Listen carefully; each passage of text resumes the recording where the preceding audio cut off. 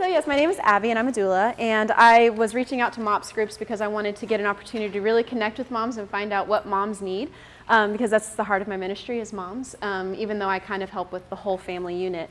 And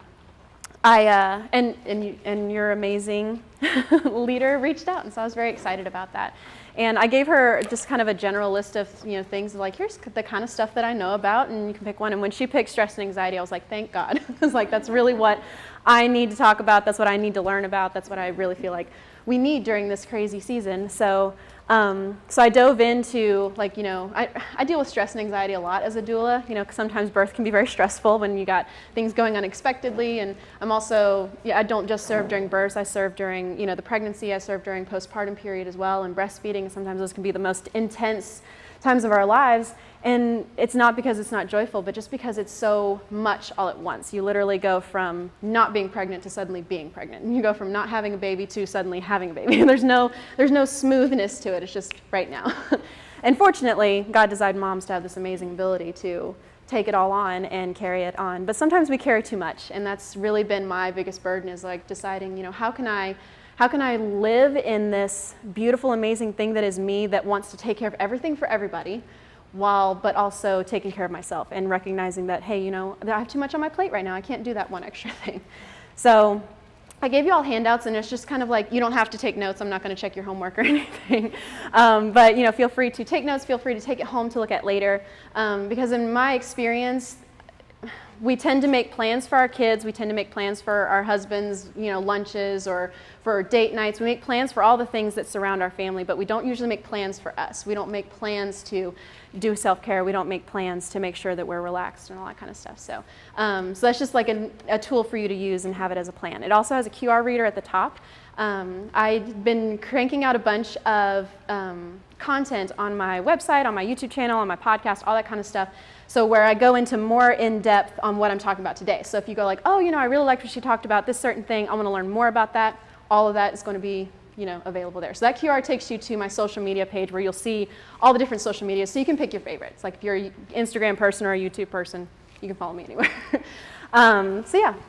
So the first thing I'm going to talk about is talking about breathing. I talk a lot with my clients about breathing because, breathe through contractions, all that kind of stuff. But I didn't really know the power that breathing holds until my husband casually and nonchalantly talked to me about this guy named Wim Hof and was telling me about the Wim Hof breathing method, which has anybody heard of the Wim Hof breathing method? Yeah, I didn't think so. No, not many people have. But he's a super, super cool dude. If you want to look him up later, he's really got an awesome story. But he started doing these ice bath challenges where he was surviving for longer in ice baths than most people think that you can survive in ice. And he was doing it by controlling his breathing. And I think he's set many records, and he's broken many of his records. But one of the records is where he swam under an iceberg for 7 minutes and came out and is still alive. I saw him on a video. He's still here. And so one of the thing that my husband mentioned nonchalantly to me was that he created this breathing technique, and then he injected himself with a toxin. And through using his breathing technique, he was able to get the toxin out of his blood, which is super wild. And then, so the people who saw him do that said, yeah, but you're Wim Hof, though. You swam under an iceberg, you can do all these things. And he said, give me a couple weeks and 12 people. And those 12 volunteers came, he trained them how to do it, and they all did the exact same thing. So it really, when he just, like I said, just mentioned it nonchalantly, it would just mean nothing. It's like, oh, here's this interesting thing I learned. And I was like, that's amazing. I want to think more on that. But it just really inspired me on how much power there is in breathing. And, even the Bible talks so much about the breath of God. And, I think sometimes about when God created Adam and then he just breathed that first breath of life to him. Adam just inhaled literally 100% God's carbon dioxide or whatever. And that's just how amazing is that ever since then, we've just been rotating around that same breath. And it still has all these amazing abilities to impact our lives and our health. So I started, being more conscious about how I was doing breathing, and making sure that I took times to do it every single day. And I really started to notice that I felt a lot better. And I didn't use the Wim Hof breathing method. And I have done it a couple of times. And it's really interesting. You're not allowed to do it while you're pregnant because they haven't done studies to make sure that it's okay. But it's just very concentrated breathing over a short period of time.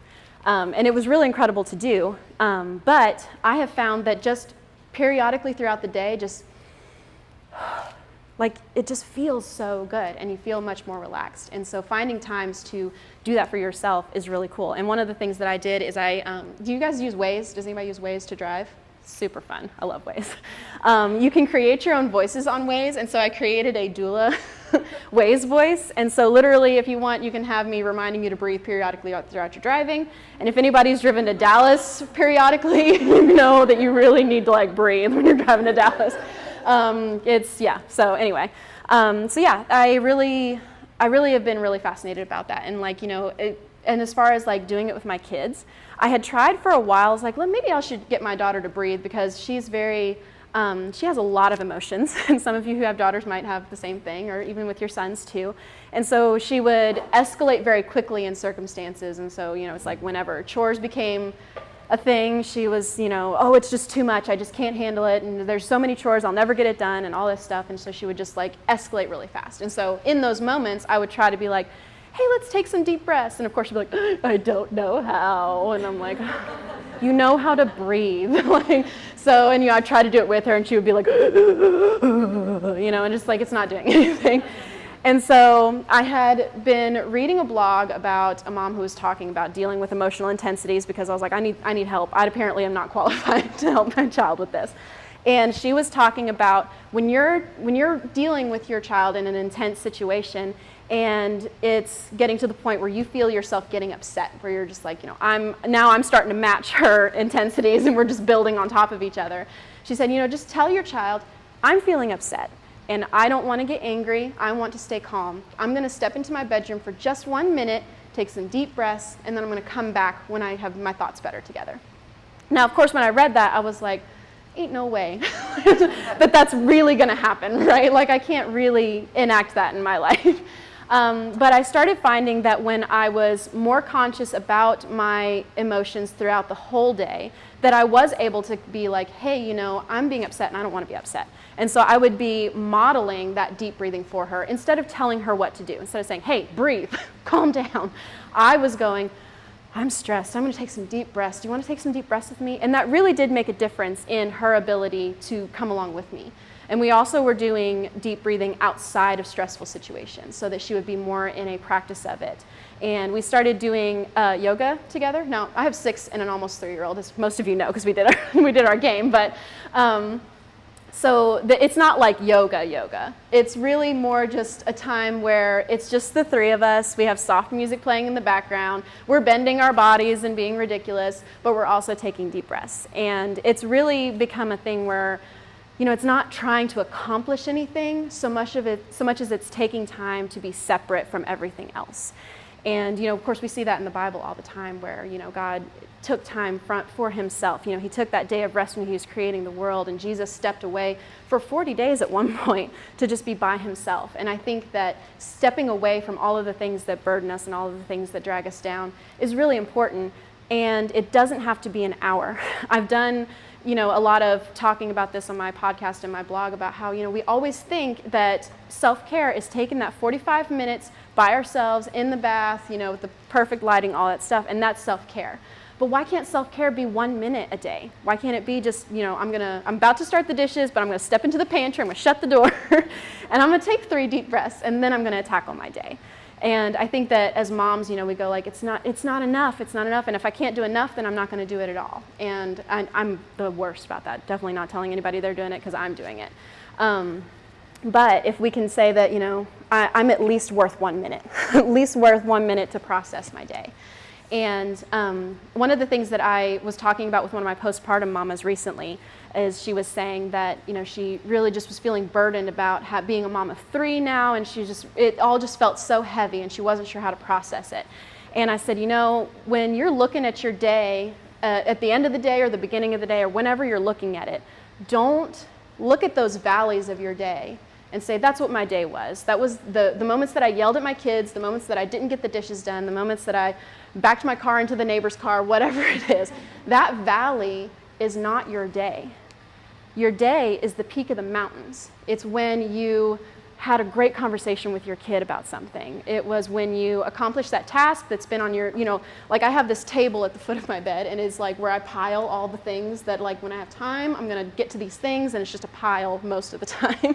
But when you accomplish that pile, when you get it moved out of the way, that is your day. It's not defined by those valleys. And it's the same thing with your life too. It's like when you're looking at a person's life, when you look at Mother Teresa's life, you don't fuss at her over those times when she was 12 or 13 and yelled at her mom or something like that.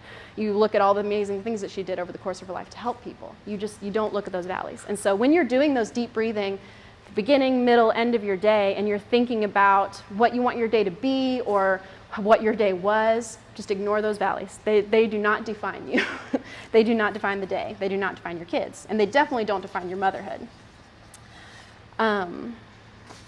So the other thing I wanted to talk about is words matter. Now, I know we tell this to our kids all the time, but I want to take it a little bit deeper. I was reading a story about Tony Robbins, and I'm sure most people probably have heard of Tony Robbins, but he was telling a story about how when he was at a hotel. He had arrived at 3 in the morning, and he had to wake up at 6 a.m. for a speaking engagement or something. And the guy who was checking him in was just, going as slow as humanly possible. And he felt, this, and he calls it a bad emotional habit. He said, my bad emotional habit is to get angry and to be ready to just snap at someone. And so he felt, that emotional habit welling up in him. It's like, why can't this guy move faster? And so the technique that he developed to change his emotional habits was changing a word. So for instance, ordinarily he might say something about this is ridiculous, I'm getting really angry, can you just do faster? But instead what he said is, hey, I'm really exhausted, is just whatever room's most easily available, can we do that, because I'm getting peeved. He said that word peeved is ridiculous sounding, and it didn't match his emotions because he felt way more than peeved. He was exhausted, he was angry, frustrated. But he said when I used the word peeved, suddenly it felt like someone doused a water on his emotions. It just was like, oh, it's not that big a deal. This is a peeve situation, not an anger situation. And so he says, find whatever your emotional bad habit is and pick a word. And it can be any word in the entire world. For me, I would notice that, like I mentioned earlier, that my daughter's intensity would rise and my intensity would rise to match her. And so whenever my kids are arguing or whenever my daughter's getting emotional, I use the word pause. Because I used to say, calm down, everything's gonna be fine, we can do this, blah, blah, blah. And it seems like a good word to use, but it became linked with my bad emotional habit. And so now I use the word pause. And it's such a, it's just like a one button word. It's not a process, it's just freeze. Let's see what's going on here, and then we can move on. And honestly, I'm not exaggerating, the conversations that I'm having with my daughter have gotten so much better because we just take time to pause. And it kind of heralds back to those longer times we're pausing when we're doing yoga and we're doing deep breathing and stuff like that. And before I move too far on from breathing, I also wanted to mention that there's a lot of kid-friendly deep breathing exercises. I'm sure there's a few of you who are teachers or who were teachers, I'm sure you probably know about them, but different breathing patterns that make it like a fun game. For instance, couple of me and my daughter's favorites are snake breath and hot air balloon breath. So hot air balloon is where you imagine that your chest is a hot air balloon and you're filling it up. And then the snake breath is where you take deep breaths and then let it out slowly through your teeth, making a hissing sound. And so one thing we like to do is we like to do combos because she and her daddy like to play video games. And so we're like, oh, we're going to do a combo move, and we're going to do 2 breathing techniques together. So we'll do the hot air balloon, and then we'll let it out like a snake, like the balloon's deflating or something. So there's lots of ways to make it fun and engaging, and all of them are available for free online. So the next thing I want to talk about is managing your media, managing what is coming in. Now, there's a lot of talk about getting off of social media. It's like we're on social media too much and you need to take breaks and vacations from social media, and both of those things are true, but I think that we need to focus more on managing the media that is coming in. Because realistically, I couldn't do my job if I didn't have social media. That's the majority of the way that I get my clients. And my parents live in a foreign country. It's the majority of the way that we stay connected. And so there's lots of us that, just completely ditching or barely touching social media is not a super option. And so I think that just saying to take vacations or saying that to get off of it entirely isn't a reality for everybody, but managing is a reality for everybody. And it's one of those things where people talk about you are what you eat, because if you eat if you only eat donuts every day, then you're going to start looking like a donut. Like, sometimes I feel like I'm starting to look like a donut. But it's the same thing with your media too. If you're following pages that are not uplifting and that are bringing you down, if you follow individuals who are constantly posting negative things, then you're going to find that you're more tempted to be negative. And this is the same thing with the music you listen to too. You can be a really nice person, but if you're constantly listening to music that's talking about hateful topics and negative emotions and things like that, then it's likely that that's going to start pouring out of you. And so one thing that has been a saving grace throughout all of COVID-19 has been that unfollow and that snooze for 30 days button. And one of the things that I thought about is that, I would never invite a toxic person over for dinner every single night. And I certainly wouldn't have them in my house all day, every day. Maybe you want to be a witness to this person, want to be encouraging, but also I don't have to live with them. You don't have to live with them to pray for them. You don't have to live with them to change, to be an impact in their lives. And on the other kind of flip side of, filtering what you're bringing in, go ahead and reach out and find pages that are encouraging to you. Find that YouTube channel that's going to teach you how to manage the stress in your life better, or how to, bake that thing you've always wanted to bake or something like that. And just make sure you're following all of those pages and seeking them out, asking your friends, hey, what's one of the most uplifting pages in your group? Because I'm looking for more uplifting pages to follow on social media. And of course, it becomes difficult when you have family members or friends that are those toxic people who every single thing they post is just super negative, or even if it's just 50% or 25%, it's just like this heavy negative stuff. And that becomes a personal decision for you and a personal decision for how to manage that. But honestly, the snooze for 30 days button is a really safe bet, because you're not saying I don't want to look at you forever. You're just saying that I need a mental break from this. And even like if you go to a person's page, usually there's under the follow option, there's usually 3 different options. So you see everything they post, you see most of the things they post, or you just see a few things that they post. And it is not you not loving them to manage how much of them is pouring into your life. And this is true with our kids too. I have noticed that I've been trying to get my kids to ooch more towards more of the dancing, fun worship videos than the princess videos. And those princess videos are usually uplifting, so it's not a problem. But the negativity is not a problem. But finding ways to bring them into, worshiping on their own, and it has been really, really fun. And honestly, if I, at the end of our yoga session, if I throw up one of those fun YouTube videos and I do the dances along with them, again, we're not being productive, we're not filming it because nobody wants to see that. And we're singing at the top of our lungs, we don't sound great, but we're having a really good time. And showing them that God is fun, that being a child of God is fun, is really, really fun to do. I said fun a lot, but it's really fun, so. So whenever you are like looking at your social media, I'm a doula, so receiving a lot of information about positive birth, stuff is very helpful for me. Finding stuff about positive mom stuff is super important for me. But your goals are going to be different. Maybe you have a completely different avenue of things that you want to follow and want to learn about. And so find those pages, because more likely than not, it's out there. And if it's not out there, someone else probably needs it too. And maybe you're the one that's supposed to start that support group, or start that Facebook page about that topic, or Instagram story, or whatever it might be. Yeah.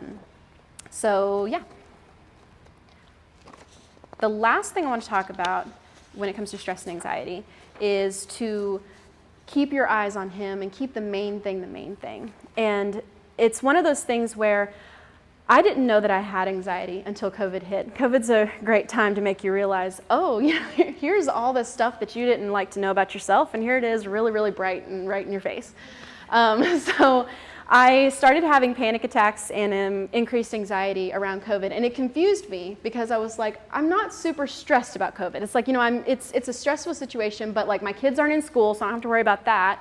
I'm staying as safe as I can. What more can a person do? I don't feel stressed, or mentally don't feel stressed, you know what I mean? But I was having these panic attacks. And so I started, reading more about anxiety and looking into it and realized, oh, when I look back at all of these things for the last 29 years of my life, I see a lot of signs of anxiety along the way. It was just so subtle, and I tended to push it down, especially after I had kids, because who's got time for anxiety when you have kids? We don't have time for anything when we have kids, much less anxiety. And so that, again, it was just amazing that she was like, hey, let's talk to our MOPS group about stress and anxiety. Because I was like, well, I've been reading a lot about that, so it's a good thing. And so identifying the things in my life that triggered it was really important for me, and finding, why am I feeling stressed? Because a lot of times we don't mentally think, I don't like the way this happened, and so now I feel this way. Usually it's just we're walking through our day, something happens, it slips through our brain subconsciously, and then we feel stressed. And so managing your media is a good way to, because a lot of times a lot of our stress comes from social media. But what is it in my diet maybe that I'm eating that might be causing this? Am I eating enough vegetables? Am I eating enough fruit? Am I drinking enough water? I am so bad about drinking enough water. I usually drink my cup of coffee, and then the day's more than half over, and I'm like, oh, that's all I drank all day. I should probably drink some more. So yeah, but but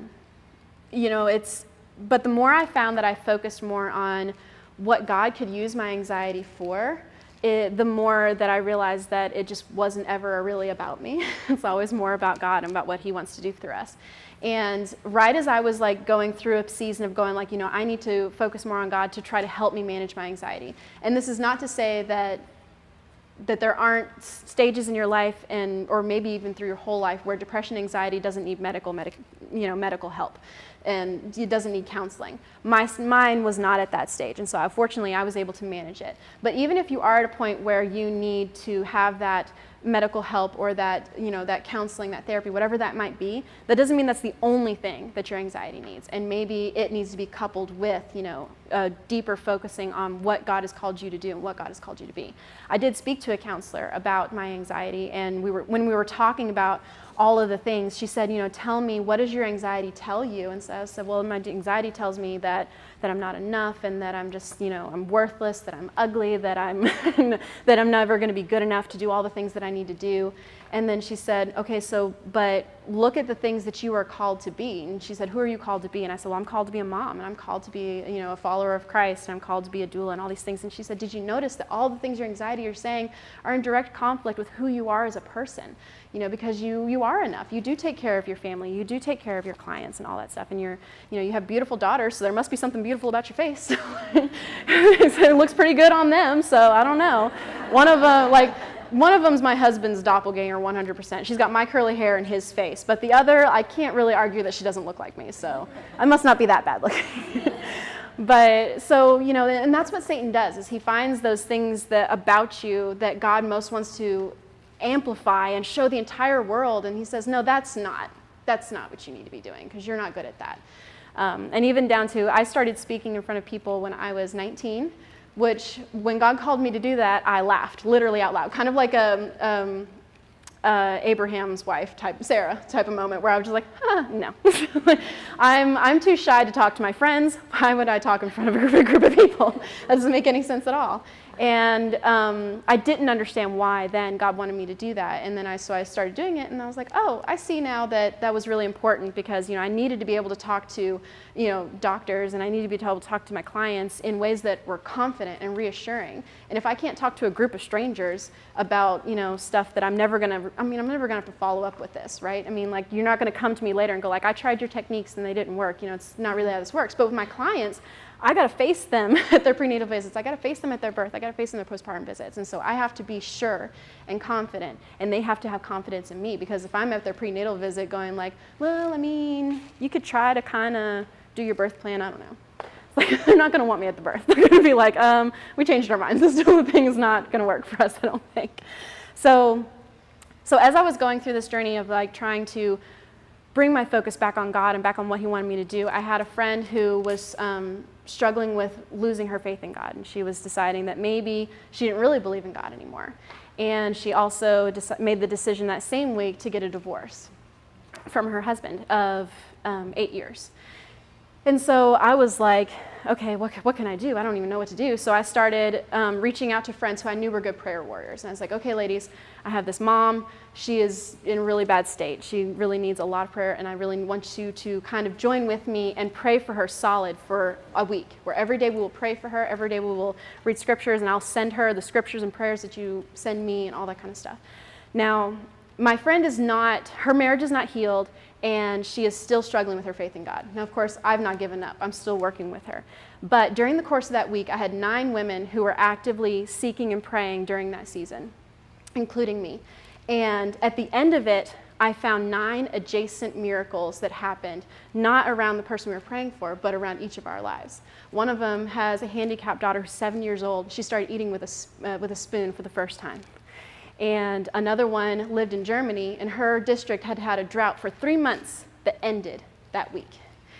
And I had been having mysterious pains in my legs that felt kind of remnant of like blood clottish, like they would be worse when I'd be sitting down, and it was just like, permeating, but starting in certain areas. And I was like, okay, I guess I really need to see a doctor about this, because I might be dying, I don't know.